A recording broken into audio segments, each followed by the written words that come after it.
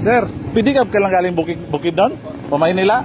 Naka ilang kuha ka na? Naka 29 days na po. 29 days.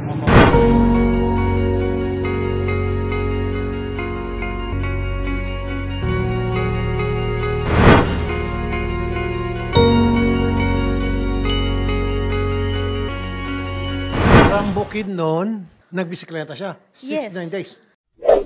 Bali, itong sasakyan mo na to, Makasaysayan at mapalad din po ang mga senior citizen na sila po ay naging isa ding ehemplo ng ganito.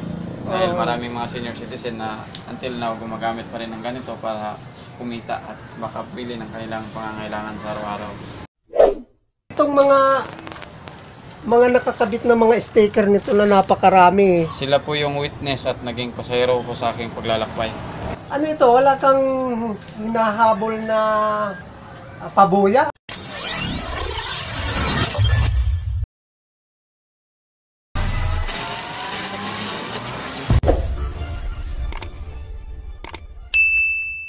Hello, good morning mga kadiskarte. Samahan nyo ako at meron naman akong ibabahagi sa inyo na kakaiba naman ang aking ibabahagi. Kasi ilang araw na ako dumadaan dito sa lugar na to. Nakikita ko itong nasa likuran ko. Napansin ko na maraming sticker. Kaya medyo na-intriga. Kaya ngayon aalamin natin kung ano ito. Gusto kong alamin ito kasi ang balita ko dito, bike ito na nag-iikot sa buong Pilipinas sa pamamagitan ng pagbike. Alamin natin. Bali dito siya pangsamantalang nanuluyan sa coffee shop. At magkakilala sila ng may-ari dito. Kaya dito muna siya pangsamantala nagpahinga. Ito na yung ating tatanungin natin. Gusto kong magandang umaga sa'yo. Anong pangalan mo? LG po, LG.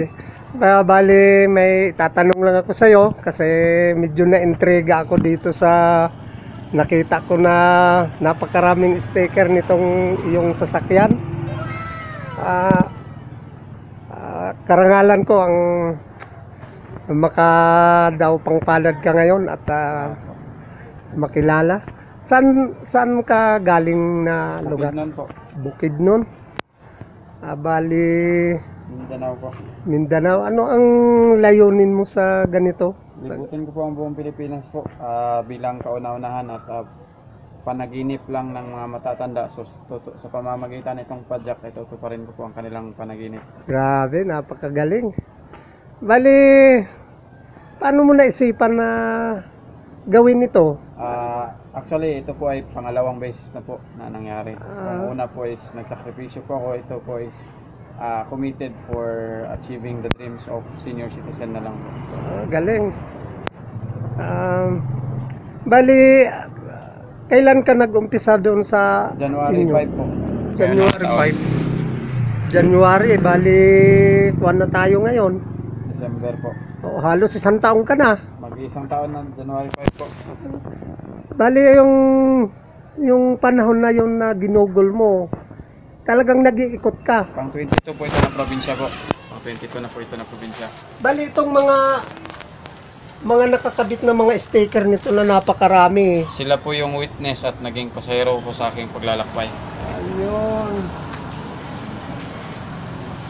Bali, may mga mga stasyon ng radyo. Actually, in-interview din po nila ako. In behalf po, makadating ako sa kanilang lugar. So, lahat ng mga radio station dito, meron po akong coverage interview dito sa kanila. Bali, dito sa San Jose, nakarating ka na rin sa munisipyo. Nag-courtesy call na po ako noong December 5 po.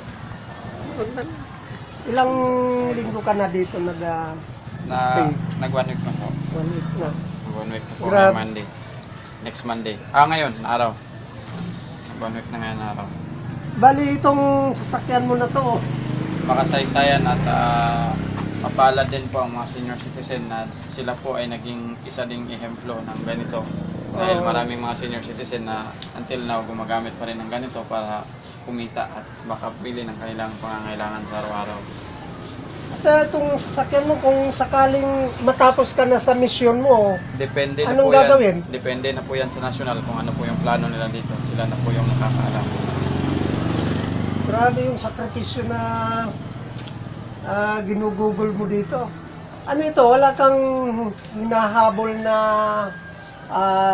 kumbaga pabuya na ano? Wala po. Ang sa akin lang po, kung meron man, yung pag-aaral. Kasi yun po yung Pag-aaral. pinaka-importante na kailangan namin mga kabataan. At isa po ako natitindig sa pamamagitan po ng alternative learning system sa mga out-of-school youth na kasapi ko po na nahinto sa pag-aaral. So sila din po yung dahilan kung bakit ako at bakit ito tatapusin. Hindi lang sa mga senior citizen, pati na rin sa mga naghinto sa pag-aaral dahil yung iba nagtatrabaho na, so nagsa-self-supporting na dahil walang pamilyang sumusuporta sa kanilang pag-aaral. So sa pamamagitan ng ALS at sa opportunity na ibibigay ng DepEd sa pamamagitan ng ating Vice Presidente, siya na po bahala. Napakagaling mga kadiskarte. Napakaganda ng layunin niya at talagang napakagrabeng sakripisyo niya mag-ikot sa buong Pilipinas. Pang ilan na nga ba ito? Pang 22 po na province. Pang 22 na province. Bali, mag-participate po ako sa Mamburao para ma-achieve talaga yung publicity 22. Mag-grant talaga yung 22 provinces kasi hindi mag-grant ang 22 kung hindi ako makapag-participate sa government. Para makasaysayang footprints din na ako ay naka-landing dito. Kung si MacArthur nakasikan landing, ako pang 22 na landing dito. Bali itong bike mo, sa tagal ng biyahe mo, mga ilang beses ka na nagpalit ng mga I think pero na akong 12 dyan or 13 na gulong na nagulong pinalitan. na napalitan. Tapos yung yantas is 5 naman. Grabe. Lahat yun, mga initiative sponsor na po ng ating mga kapatid at ng ating mga kababayan, pamilya at mga kababayan natin. Talagang hindi ka naman pinababayaan sa daan. At, Isa na po yung ating Panginoon po na tinutulungan ka ng mga kababayan natin. sa bawat lugar meron talaga siyang pinapadalang tao na maging isang ehemplo o good Samaritan. Biro mo sa dami ng mga sticker na to. Puno na itong bike mo, itong sidecar mo. Dito na lang sa gilid yung bakante. Oo. Bakante pa dyan sa Ang gilid. bigat-bigat pa nitong karga mo. Kung hindi nabawasan, 200 plus kilos ito. Kaya binawasan ko ng Isipin mo konti. yan. Ibabike mo yan sa bigat ng mga karga mo. Bali ngayon, pag alis mo dito ngayong umaga, didiretso ka na sa Diyan lang po sa Aroma Beach kasi Aroma merong Beach nag-invite. muna. So bukas ng umaga, possible yung paniguradong alis ko na talaga. doon ka na sa ibang bayan na, sa Papunta ng puntang Batangas na. Batangas. Bali, dadaan pa ako ng siguro Kalintaan or sa Rizal para mag-picture. Depende na lang po yan sa situation ng area. Kung looban, hindi na ako makapasok. Pero kung meron talagang mag-invite, makapasok talaga ako. Pagka nakatawid ka na ng Batangas, takbo ka na naman ng norte. Sa Batangas kasi possible, holiday na ako makadating doon. So, diretso na siguro ako doon sa harap ng ating batasang pambansa para doon may lapit ang hinaing at baon-baong nitong panaginip ng mga matatanda. Sana matupad na ang kahilingan nila. Grabe. Hindi ba nananakit yung mga Medyo nakasanayan din at parang naging daily routine. sa bigat nito, tapos pag madaan ka sa isang kalsada na paahon? Meron naman Ano po yun? mga good Samaritan na umihila like mga tricycle, motor, sasakyan. Talagang tumatawag ka sa kanila. Hindi po. Sila Kusa po. silang kusang- tumutulong. Isa na dyan yung mga sangay ng ating pamahalaang gobyerno, ang Oo. National Police natin, tapos yung lokal na pulisya at mga Bureau of Fire Protection at iba pang mga kasapi ng ating pamahalaan na nag-absent or kaka-off duty lang, so nag-a-assist talaga sila para makaakyat sa taas. Biro mo kahit kapatagan ito sa bigat ng karga mo, Sakto lang. masakit sa hita. Sakto lang. Grabe. Pagkagaling dito sa San Jose, saan pa ang lugar na balak mong puntahan? Mamburao lang po yung target ko para makatawid ng Batangas. Oo. Then sa Abra daw yung sasakyan eh. Abra daw ako sasakay. Oo. So pagtawid doon na tuloy-tuloy na ako papunta ng Kawit, Cavite.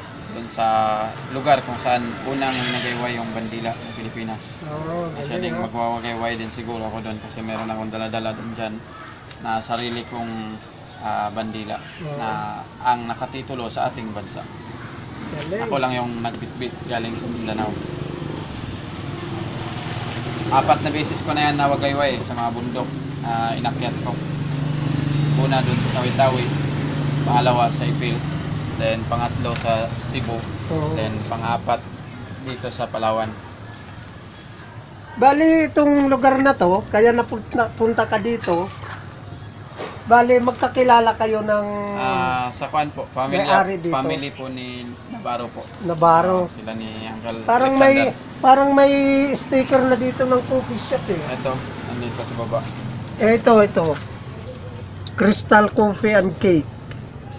Meron ka na rin yung sticker. Dami pa, dinagdagan ko nga dyan sa gilid din eh. Para kung sakaling matanggal ay mayroong kwan matira. Ang dami ng mga sticker mo. Bawat isa nito, bawat bayan, ganon. Yung iba sa Probinsya. isang bayan 4. Then minsan sa isang probinsya 5. So depende na sa kanila kung ilang grupo meron Tapos sila. may mga kuwan pa dito, mga Yan. sulat. Mga signature, Mga signature. ng mga nagpa-picture dito. Ba, galing ha. Sikat na sikat ka ngayon ha. Yung iba itong sa payong napunit talaga. Sa hangin, sa tagal ng biyahe. Sponsor din to nila sa Navarro family. Ah. Mag-iingat ka sa iyong pagbiyahe ha. Salamat po. Maraming salamat sa Salamat po. oras na to na nakausap kita, na-interview at Thank you po. nalaman ko yung layunin mo sa iyong biyahe. Mag-iingat ka. Sana palagi kang pangunahan ni Lord Salamat po. sa iyong pagbibiyahe para hawiin niya ang lahat ng sagabal ng iyong daraanan. Thank you po. God bless. Thank you po. Maraming salamat ulit. Salamat po. God bless din po. Hello guys! Okay, so ipo-vlog natin ngayon ng preparation ni Nel J. Matunding, tama no? Matunding, ayan. So dito siya sa bahay nag-stay. Monday ka dumating no? Opo. Monday. So bukas, doon naman siya matutulog sa opisina ng tourism office. So ang next destination niya ay Sanganil? Batangas po. Papunta na siya ng Batangas. So, papuntang Batangas at ito lang ang gamit niya. Ayan. So, ito ang nag-viral na bumiyahe galing Bukidnon going to Manila. 65 days. Tama, no? 69 days pala. So, ayan. So, ito si Neil, ang magiting na siklista. Grabe, ito lang ang gamit niya, oh. Ayan, oh. So kinukondisyon namin yan, pinapinturahan niya ngayon para bago ulit. So okay na mga gulong yan, Okay na po. mga tornilyo, Nahigpitan na. nahigpitan na. Palitan na po ng gulong. Napagdan ng gulong. So kung mapapansin nyo guys, ayan, oh. So, ang daming mga, sobrang bigat ng karga niya kasi ang daming nakisabay. Yan, mga stickers, lahat ng mga stickers na yan, lahat yan ay nakikarga sa kanya. Lahat ng bayan na napuntahan niya. Pangilan na ang ating pangilan ng Mindoro? Pang 22 po. Pang 22 na ang Occidental Mindoro. So ayan. Syempre, meron din diyang sticker ang Crystal Coffee and Cakes. Nasaan na ba yun? Ayun. Ayan. Ayan, ang dami sticker. Oh. At syempre dito nasa likod din yan. Meron din tayo dyan. Ayan. So, ang mission niya ay malibot ang buong Pilipinas pamamagitan ng bike hanggang Bataan. Tama, no? Batanes. Batanes pala. Hanggang Batanes. At ayan. So, ayan, talagang kinukondisyon niya para bago ulit pagbiyahin niya at walang aberya sa kanyang travel. Papuntang Mamburao. Mamburao na, no? Ang next destination. Sikol sa Mamburao po. Yan, courtesy call sa bawat bayan ng madadaanan.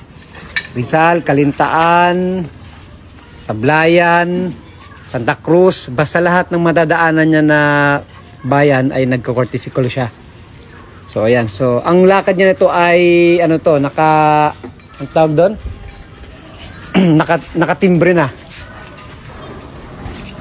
So organized ang lakad niya. So lahat ng pupuntahan niya merong kakalinga sa kanya.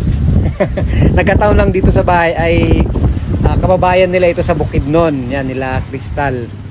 So kaya dito siya sa amin nag-stay. So last night niya, mamaya bukas ang kanyang next destination na. Papunta na siya ng Mamburao. Abra, pasakay ng Batangas. Ayan. So ayan.